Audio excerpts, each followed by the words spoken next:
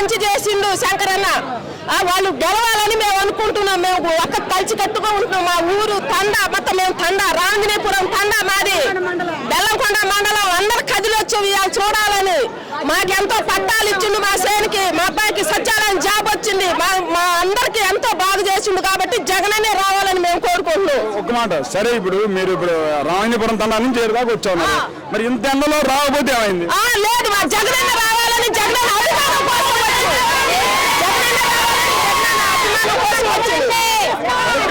మీరు అన్న పోతే అసలు అటు చూస్తే ఎండ చూడండి, ఎండ ఎట్లా ఉంది. ఇంత ఎండకి వెళ్ళిన అడ్డం పడితే పరిస్థితి ఏంటి?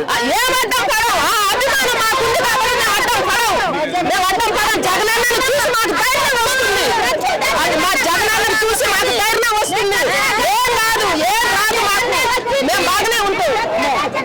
మరి ఇప్పుడు జగన్ ఒక్కడే కదా, జగన్ ఒక్కడు అది చూస్తే అందరూ అన్ని పార్టీలు కలిసి వస్తున్నాయి అమ్మా. ఏం కాదు, జగనన్న ఒక్కడైనా చాలు, ఒక్కడుంటేనే గెలుస్తారు. ఏం కాదు, అందరు గెలిస్తే జయం కాదు. ఒక్కడుంటేనే ధైర్యం. ఒక్కడే రావాలి. జగనన్న పులి. కానీ ఒకటమ్మా, వాళ్ళ చెల్లెలు కూడా ఓట్లు లేదు.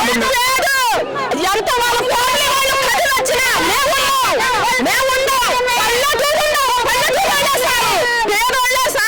పల్లెటూరులే చాలు జగనన్నకి.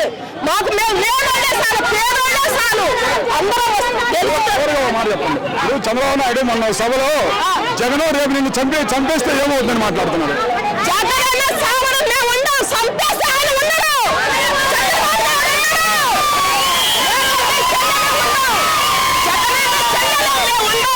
ఆయన ఉండరు. ఏం కాదు జగనన్నకి, ఏం కాదు. అందరు అభిమానులు ఉండవు. ఏం కాదు. ఇప్పుడు అంత ఇష్టం ఉంది జగన్ అంటే, అంత ఇష్టం ఉంది. మాకు ఇష్టం జగన్ అంటే అభిమానం. మాకన్నీ మంచి